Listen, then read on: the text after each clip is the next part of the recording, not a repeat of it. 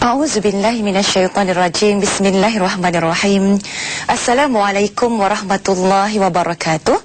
Alhamdulillahirabbil alamin wa bihi nasta'in.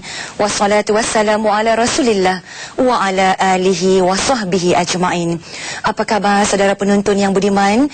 Di hari yang indah, di bulan Syawal yang mulia ini, kita bertemu untuk meraihkan Aidil Fitri. Rupa-rupanya Ramadan telah berlalu.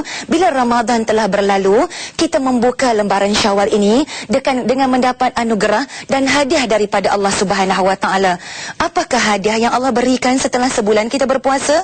Rupa-rupanya banyak hadiah yang Allah berikan kepada kita. Antaranya Allah berikan keampunan di atas segala dosa-dosa yang telah kita lakukan kepada Allah Subhanahu Wa Taala.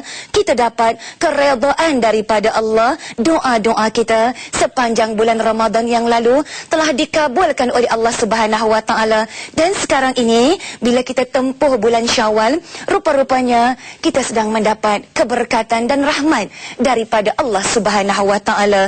Bila kita sambut Aidil Fitri ini yang disebut sebagai hari raya puasa ataupun hari raya Aidil Fitri, kita sebenarnya kembali kepada fitrah. Bila kita kembali kepada fitrah, seolah-olah hari ini kita seperti bayi yang baru dilahirkan, bersih, suci, tidak ada noda, tidak ada dosa yang kita lakukan kepada Allah Subhanahu Wa Taala. Jadi, soalnya sekarang ini, dosa kita kepada Allah, Allah dah ampun. Bagaimana pula dosa kita sesama manusia? Seandainya kita ada dosa dengan kawan-kawan, dengan kaum keluarga, dengan ayah, dengan ibu dan sebagainya, bukankah peluang di hari raya ini kita kena menghulurkan tangan kita bersama-sama, bersalam-salaman, memohon ampun di atas segala kesalahan dan juga ketelanjuran yang telah kita lakukan sesama manusia pada suatu masa dahulu. Sebab itulah bila kita sebut hari raya ini adalah merupakan peluang yang sangat istimewa, peluang keemasan yang tidak sepatutnya dilepaskan oleh sesiapa sahaja untuk kita pulang ke kampung. Bila kita pulang ke kampung, kita dapat mengeratkan silaturahim antara kita dan juga dengan kawan-kawan kita di kampung. Mungkin kerana kesibukan kita bekerja dan sebagainya, dah lama kita tak balik kampung. Tiba-tiba bila hari raya tahun ini, tuan-tuan dan puan-puan, anak-anak, kita balik kampung, tiba-tiba lepas sembahyang hari raya dan sebagainya, lepas kita kunjung mengunjungi, ziarah menziarahi dan sebagainya, kita tersalam dengan kawan kita. Ya Allah, dah 5 tahun kita tak jumpa dengan dia. Kita ingat masa dulu kita sekolah dengan dia, ya Allah, selalu bergaduh. Tapi ini bila kita bekerja, kita cuti berhari raya, kita dapat salam dengan kawan kita. Bukankah kita dapat melupakan segala kesalahan-kesalahan yang lalu? Dengan ini, Allah ampun dosa kita, kawan kita ampun dosa kita, barulah dinamakan hari raya ini sebagai Aidil Fitri. Kita kembali kepada fitrah. Bayangkan ketika ini, ada ayah, ada ibu yang sedang menanti kepulangan anak-anak mereka. Ada datuk, ada nenek ketika ini sedang siapkan rumah, juada, pasang langsir baru. Untuk buat apa? Untuk menyambut anak cucu cicit mereka. Bayangkan ketika ini ada isteri yang mengulurkan tangannya untuk bersalaman dengan suami kerana banyak dosa yang dilakukan oleh isteri kepada suami. Bayangkan ketika ini juga mungkin suami juga bila isteri mengulur tangan meminta ampun, apa salahnya suami juga sambutlah tangan isteri. Tak salah di hari raya yang mulia ini suami minta maaf dengan isteri. Janganlah suami menyandar saja dekat cushion tu, awak kena minta ampun dengan saya, kalau awak tak minta ampun dengan saya, awak tak boleh masuk syurga. Habis tu saya tak nak masuk syurga. Jadi maknanya di hari raya yang mulia ini kita pulang ke kampung halaman. Untuk apa? Untuk kita mengeratkan silaturahim, untuk kita memohon maaf antara satu sama lain. Rupa-rupanya bila kita mengamalkan kunjung mengunjung, ziarah menziarahi, ada beberapa keistimewaannya. Ada lebih kurang 3 keistimewaan yang akan kita dapat bila kita saling kunjung mengunjungi, ziarah menziarahi antara satu sama lain. Yang pertama sekali, bila kita kita pulang ke kampung halaman, ataupun kita dah habis dah raya seminggu, kita ambil cuti, kita nak balik kampung, lepas tu kita datang balik ke bandar, ke tempat kita dan sebagainya, ke KL, ke Johor Bahru, ke Pahang dan sebagainya, kita saling mengamalkan ziarah menziarahi. Ada yang buat open house dan sebagainya. Jadi rupa-rupanya yang pertama sekali kelebihan yang kita dapat daripada amalan kunjung mengunjung ini, yang pertama sekali ialah dapat mengeratkan perhubungan silaturahim antara satu sama lain. Inilah peluang untuk kita kenal dengan lebih rapat lagi dengan kawan kita, dengan jiran kita dan sebagainya. Inilah peluang juga untuk kita mencurahkan kasih sayang antara satu sama lain. Bila kita sambut tetamu yang datang ke rumah kita ini, kita sambut dengan muka yang manis. Bila tetamu datang rumah kita di hari raya, takkan kita nak bagi minum air kosong saja. Mesti kita dah ready dah dengan juada, dengan ketupat, dengan rendang, dengan lemang dan sebagainya, bihun mi, beraneka jenis resepi yang kita nak hidangkan kepada tetamu. Ini tanda kita sedang meluahkan kasih sayang di antara satu sama lain. Apatah lagi bila tangan saling berjabat. Sabda Rasulullah sallallahu alaihi wasallam, "Ma min muslimaini yaltaqiyani fayatasafahani illa ghufira lahuma dzunubuhuma." Kata Nabi sallallahu alaihi wasallam, tidak ada dua orang muslim apabila kedua mereka bertemu lalu mereka berjabat tangan, melainkan dosa-dosa mereka diampuni oleh Allah Subhanahu wa taala sebelum mereka berpisah, qabla an yatafarraqa, sebelum balik ke rumah masing-masing, nak meneruskan ziarah yang lain, nak pergi ke open house yang lain. Sebelum kita berpisah dengan orang yang kita pergi ziarah itu, Allah dah ampun segala dosa-dosa kita kepada Allah Subhanahu wa taala. Itu yang pertama. Yang kedua, dengan kunjung mengunjung, menghadiri open house dan seumpamanya, dapat melupakan kesalahan yang lalu. Mungkin orang yang kita pergi ziarah tu, dia buat open house, asalnya kita tak nak pergi, tapi bila kita fikir balik, ya Allah, hari raya ni lah saya nak buat baik balik dengan dia, saya tak nak bergaduh lagi dengan dia, saya tak nak bermasam muka lagi dengan dia, kerana Nabi SAW telah bersabda, la yadkhulul jannah qati'ur rahim, tidak akan memasuki syurga orang-orang yang memutuskan silaturahim. Jadi kita dapat melupakan segala kesalahan yang lalu.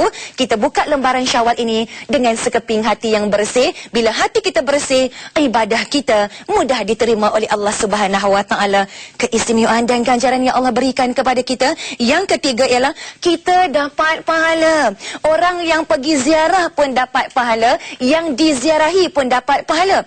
Apakah pahala yang akan kita dapat kerana kita mengamalkan budaya ziarah menziarahi ini? Untuk mengetahui pahala yang banyak yang Allah sediakan kepada kita sampai boleh dapat kediaman di dalam syurga, jangan ke mana-mana, nantikan jawapannya selepas ini. Yang budiman, kita sambung kembali.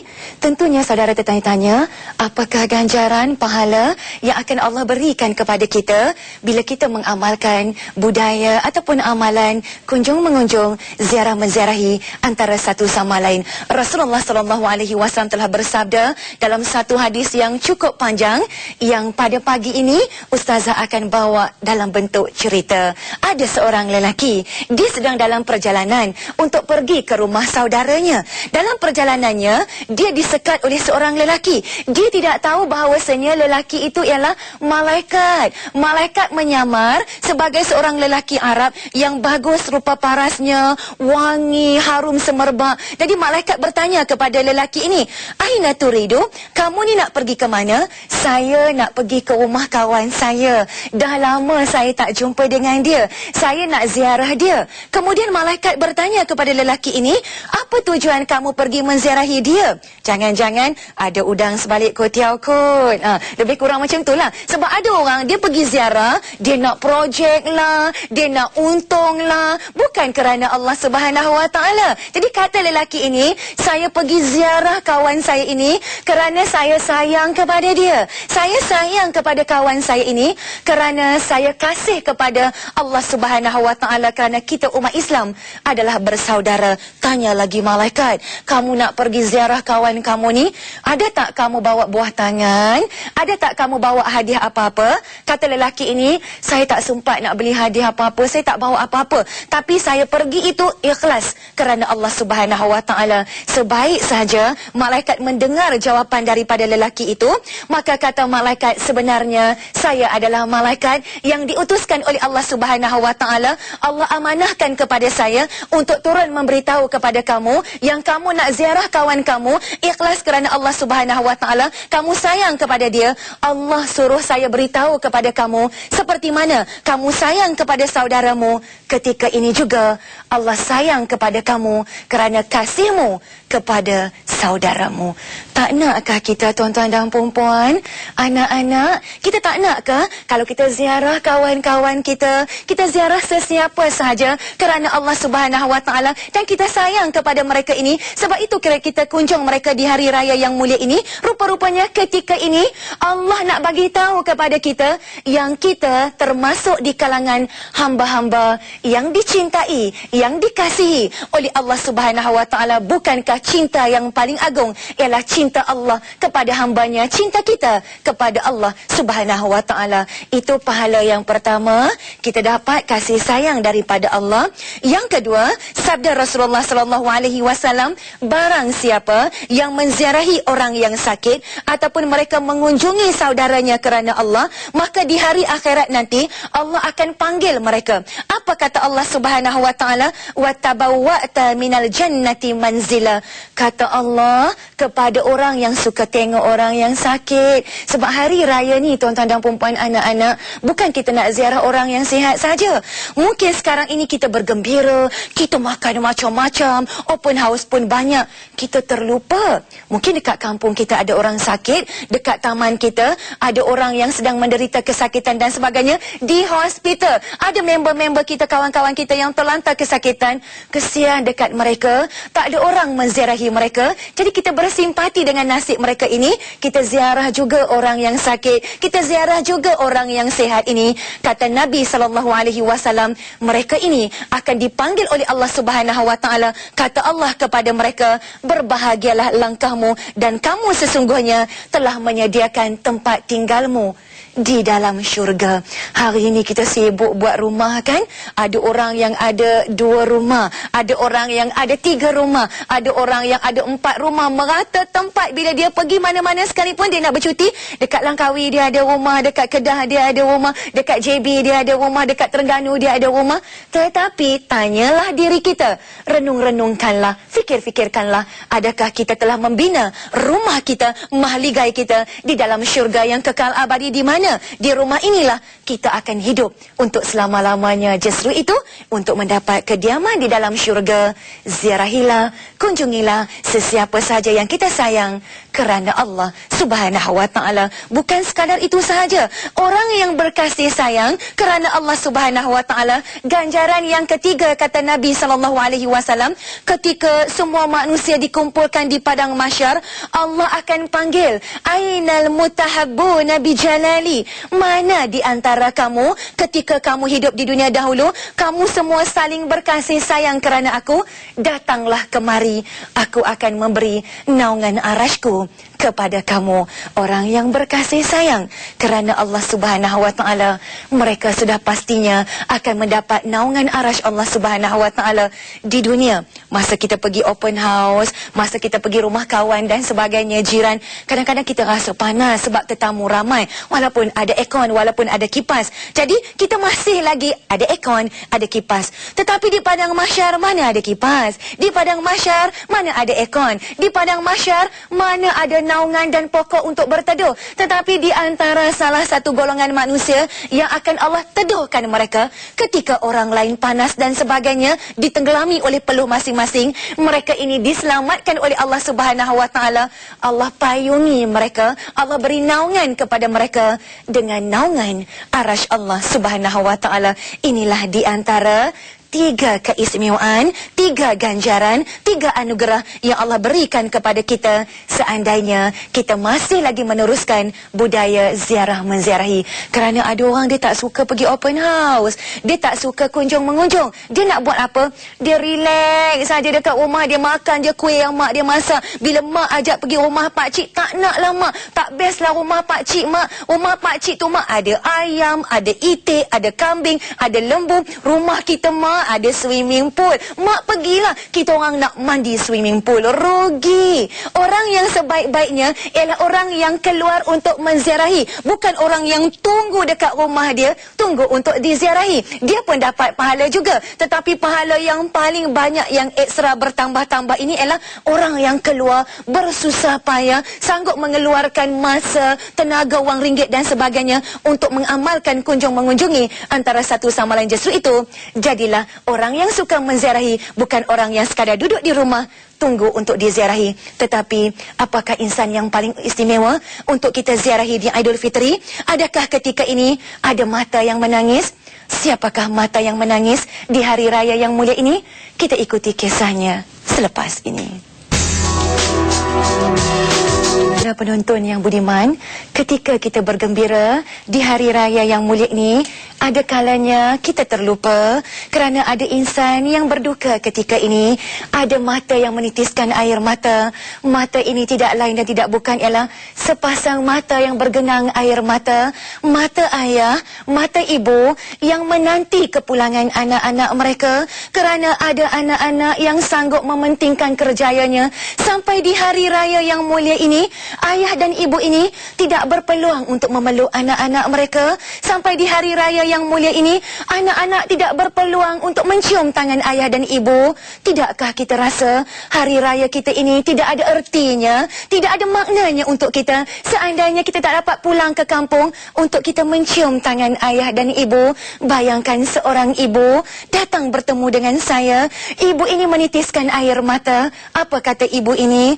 Ustazah, tahun ni Ustazah dah masuk 10 tahun anak saya tak balik bertemu dengan saya Ustazah. Saya rasa sedih, hati saya hancur Ustazah. Seolah-olah anak saya ini dah lupa jasa dan pengorbanan yang saya berikan kepada anak saya. Saya pun cuba meredakan tangisan ibu ini. Sabarlah makcik, mungkin anak makcik dia tak ada cuti. Tak ada cuti macam mana Ustazah? Dah 10 tahun dah dia tak balik jumpa dengan saya. Cuba makcik cerita apa yang berlaku sebenarnya. Dengan linangan air mata, ibu ini memulakan ceritanya kepada saya Ustazah. Masa anak saya sekolah dulu Ustazah, anak saya dia dapat tawaran untuk melanjutkan pelajaran di luar negeri. Bila dia dapat tawaran untuk melanjutkan pelajaran di luar negeri, saya ni miskin Ustazah. Suami saya dah meninggal dunia. Saya tak ada apa untuk membayar kos pengajian anak saya. Mahal Ustazah. Kalau nak harapkan biasiswa, anak saya dapat biasiswa, banyak mana saja Ustazah? Sikit saja. Dia perlu duit poket dan sebagainya. Jadi bila saya mengenangkan cita-cita anak saya ni terlalu besar, terlalu tinggi sebagai seorang ibu, saya sanggup bergadai bergolok. Saya jual tanah peninggalan arwah suami saya. Tak cukup dengan tu Ustazah, saya jual lagi barang kemas kenangan yang suami saya berikan kepada saya. Inilah cincin peninggalan suami saya. Suami saya hadiahkan kepada saya. Inilah sepasang subang yang suami saya hadiahkan kepada saya. Tanda kasih suami saya kepada saya. Saya sanggup lenyapkan Ustazah. Saya sanggup jualkan semata-mata supaya anak-anak saya cita-citanya dapat saya tunaikan. Tapi sayang 1000 kali sayang, bila anak saya dah berada di negeri orang, dia lupa kepada saya Ustazah. Dia mula-mula dia telefon saya Ustazah, telefon kepada rumah jiran sebab saya miskin. Telefon pun tak ada. Mula-mula dia tulis surat kepada saya, tetapi beberapa bulan kemudian surat pun tidak dikirim. Suara pun saya tidak dengar lagi melalui panggilan telefon.